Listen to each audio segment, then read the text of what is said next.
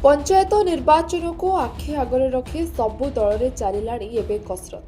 जहां नहीं एरसमा ब्लॉक पद्मपुर पंचायत में किसी बीजेपी कर्मी नाम थाना मिथ्या अभियोग ग्राम में कंगारू को विभिन्न समस्यार आक्षेप करने को नहीं दल को बदनाम करने को विरोधी दलर योजना चली सेपटे बाध्य हुई पंचायत बीजेपी प्रकाश बेहरा और किसी कर्मी माने सांबादिक सम्मेलन द्वारा विरोधी दल 20 वर्ष धरी पंचायत में जो भली दुर्नीति करिछि ताहा कैमेरा सम्मुख में प्रकाश करछन्ति। पंचायत सरपंच हेबा आशारे पंचायतर किछि महिला मानकु नै मद विरोधी आंदोलन करी पंचायत में चर्चा हेउथिबा सांबादिक सम्मेलन में कहिसन्ति बीजेपी कर्मी। हेले एही लंबा अभियोग को पूर्वतन सरपंच बा पंचायतर विरोधी दलर नेता केशव पात्र कैमेरा सामने सीधासलख खंडन करछन्ति। श्री केशव चंद्र पात्र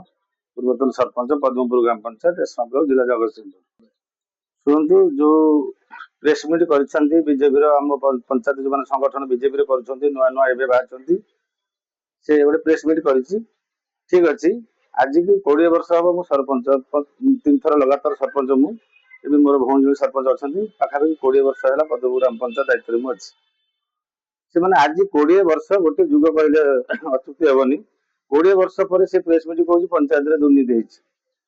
ताले जदि दुर्नीति जड़े करथिला से दुर्नीति की 20 वर्ष कौ स्वार्थ से घोड़े चली आज मंदिर ओलोरा महादेव मंदिर विशेषर महादेव मंदिर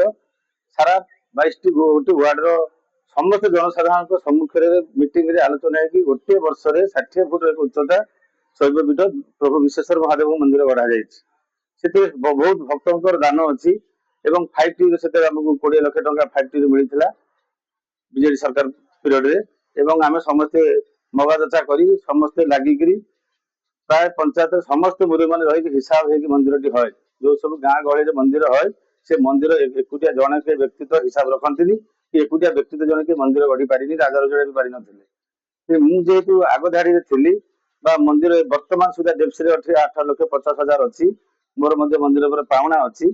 सी जो व्यक्तित्व जड़े कहते सी मोर एक गुरुजन लोक बापा समान लोक तार दुकान से 100 मीटर दूरतार तार दुकान टी अच्छी से दिने के जाइनी जे मिस्त्री 5 जन काम कर इटा खंडे ठीक से दि जाऊँगी कि मसला भाग माप ठीक हो मंदिर टा गढ़ा हो कौन दिन से मंदिर द्वार मुझे जाएनी कौन से दान करेंगे से ही जानी सेटा को मुंडे पड़ेनि किंतु दुखर विषय ये न जेहेतु गोटे पद्मपुर ग्राम पंचायत बृहत शैवपीठ ओलोरा महादेव पड़िया गढ़ा जाटा खाली मत कष्ट लगे अंचलवासी एमती बाचार नीति आमको भारी कष्ट लगी जो कथा आम प्रकाश बाबू कहले जे रास्ता घाट कि पंचायत उन्नतिमूलक कार्य सेगुड़ा प्रति नजर कहार नहीं से केवल स्वार्थ बा रोजगार करने राजनीति कर कोटी कोटी टंका पाखापाखि खर्च कर पंचायत जितने आमती भरणा करेंगे अधिक रोजगार केमती करेंगे यही कम से अच्छा जो मंदिर कथा कहले विश्वेश्वर महादेव मंदिर कथा तादे पांडियान महोदय आसी 22 लाख टंका देते अन्य लोक खाने माने विभिन्न प्रकार घेरी घोड़ा कर माछ व्यवसाय कर लोक अनेक पैसा कलेक्शन कराई कि तार हिसाब निकास से दे पारि ना आज जाए जहाद्वारा कि लोक भितर असंतोष को मिलूँ कि प्रत्यक्ष भाव में कही पार ना ये गला से कथा आउ गोटे कथा लिखा जाए जो शियाली गेट पंचायत विभिन्न संपत्ति नीलाम हाट बजार ठू आरंभ कर से पैसार कौ बाबद विनियोग होती से कथा कहीं जापर ना से बाबद निश्चित भाव तार गोटे तदंत हवा आवश्यकता अच्छी दरकार पड़े क्राइमब्रांच तदंत हो सीबीआई तदंत हो तार सुचारू रूपे तार ये बाहर पार सत्यता बाहर पार आ जो सोसाइटी कथा कहु 2021 मसीह फसल हानि घटता इंश्योरेंस पाइले चाषी मैंने 2 वर्ष पर पाइले से पाइबार परसेंट नहीं गले ये खर्च होमको दवा पड़े 25% 26% 26% खसी खसी आसी 16% पहुंची अनेक लोग देते अनेक लोक कौन जड़े 50,000 लोन नहीं तार लक्ष टकर इन्शुरांस अच्छी ये केमती है ना से इन्शुरांस कंपनी भूल कर से पैसा रिटर्न हम ठीक अच्छे ताद मुझे अच्छी आमती अनेक लोग अच्छा तेणु तार मध्य एपर्त किसी समाधान है जो सरपंच एक्स सरपंच तुम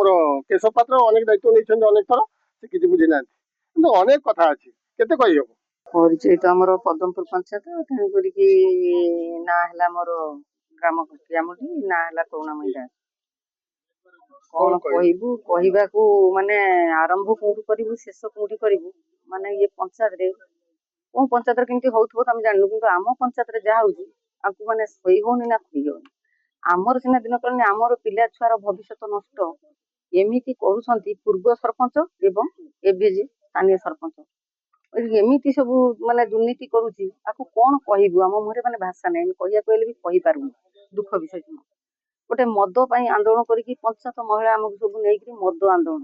କିନ୍ତୁ ଯୋଉମାନେ ମଦ ଆନ୍ଦୋଳନ କରୁଥିଲେ ଆନ୍ଦୋଳନ କରିବା କଣ, ସେଇମାନେ ଫେରେ ରାତିରେ ମଦ ଗଞ୍ଜେଇ ସେଇମାନେ ବି ଖାଇଥିଲେ କେବଳ ଇଲେକ୍ସନକୁ ଇଏ କରିକିରି ଆମକୁ ନେଇକିରି ଗୋଟେ ପଞ୍ଚାୟତ ମହିଳା ମାନଙ୍କୁ ନେଇକି ଆମକୁ ଇଏ ଗୋଟେ କଲେ। ତା ଭିତରେ କଣ କଲେ ନା ଆମକୁ ସବୁ ଛାଡି ଦେଇକିରି କିଛି ମହିଳା ଅଶିକ୍ଷିତ ମହିଳା ଅସାମାଜିକ ମହିଳାଙ୍କୁ ନେଇକି ଘେରି ନାଳ ନଈ ନେଇକିରି ତାଙ୍କୁ ଗୋଟେ କରି କେସ୍ କୁସା କରି ସେଥିରେ ଗୋଟେ ଆମକୁ ଏତେ କଷ୍ଟ ଦୁଃଖ ଦେଲେ, ଆମର ମାନ ସମ୍ମାନରେ ମାନେ ଏତେ ଆଘାତ ଦେଲେ କହିବେ ଆହୁରି। ଏବେ ଗୋଟେ କରୁଛନ୍ତି କଣ, ଆଉ ଗୋଟେ ପଞ୍ଚାୟତରେ ଗୋଟେ ମହାସଂଘ ପଇସା ତାଙ୍କୁ ହିସାବ ଆମେ ନିଜେ ଗଲୁ ହିସାବ ମାଗକୁ। ପୂର୍ବେ ଆମେ ମହାସଂଘରେ ଏସି ମେମ୍ବର ଥିଲୁ, ଏବେ ଯଦି ଆମେ 3 ବର୍ଷକୁ ସରକାର ନିୟମ 3 ବର୍ଷକୁ ବାହାରିଲୁ, ଏବେ ଯଦି ତାଙ୍କ ଦୀର୍ଘ ବର୍ଷ ପରେ ଆମେ ଆସିଲୁ, ଏଇ ରୀନା ଖଟୁଆ ଥିଲା, ମୁଁ ଥିଲି, ଆମେ ଯଦି ହିସାବ ମାଗୁଥିଲୁ ଆମକୁ ଏପଟ ସେପଟ କରିକି ଏମିତି କହିଲା ଯେ 35 ଲକ୍ଷ ଟଙ୍କା ସରକାର ଦେଲେ ଏପର୍ଯ୍ୟନ୍ତ କେତେ କଣ ତମେ ଆମକୁ ହିସାବ ଦବନି, ଆମେ ତ ତା ଦେହରେ ଅଛୁ, ତାକୁ ଆମେ ପଇସା ଦଉଛୁ, ତାର ହିସାବ ନାହିଁ। ଲାଟ୍ରିନ୍ ଯୋଉ ପଞ୍ଚାୟତକୁ କହିଲା ମାନେ 4 ନାଳକୁ ଯଦି କରିଛି କି 12 ନାଳକୁ କରିନି, କି ଅଧା କରିଛି ଅଧା କରିନାହାନ୍ତି, ତାର ହିସାବ ପତ୍ର କିଛି ନାହିଁ। ଏବେ ଚଲେଇଛନ୍ତି କଣ ନା କଣ ଅଶିକ୍ଷିତ ଗୋଟେ ଇଏ କରିକିରି ଗୋଟେ କଣ ଆଲୋଚନା ତାଙ୍କର ରାତି ଭିତରେ ଘଣ୍ଟାରେ ହଉଛି, ମାନେ କହିବା ପାଇଁ ମାନେ ଆମର ଇଏ ନାହିଁ। ଗୋଟେ ଆମ ନେତାକୁ ଗୋଟେ ସାଗର ବେହେରା ତା ସ୍ତ୍ରୀ କେ ଝୁନି ବେହେରା ଗୋଟେ ଏମିତି କେସ୍ ଗୋଟେ କରିକି ମିଛରେ ସୋଦା ବୋକା କରି ଗୋଟେ କେସ୍ ଦେଇକି ଅସାମାଜିକ ଇଏ ସମସ୍ତେ ପଞ୍ଚାୟତରେ ଜାଣିଛନ୍ତି ଯେ ଆମର ନେତା ଯାହାକୁ ଆମେ ପ୍ରାର୍ଥୀ କରିଛୁ ସେ ଆକ୍ଚୁଆଲି କେମିତି ସମସ୍ତେ ଜାଣିଛନ୍ତି, ତାକୁ ପ୍ରକୃତରେ ତା ବ୍ୟବହାର ତା ଆଚାର ତା ଇଏ କେମିତି।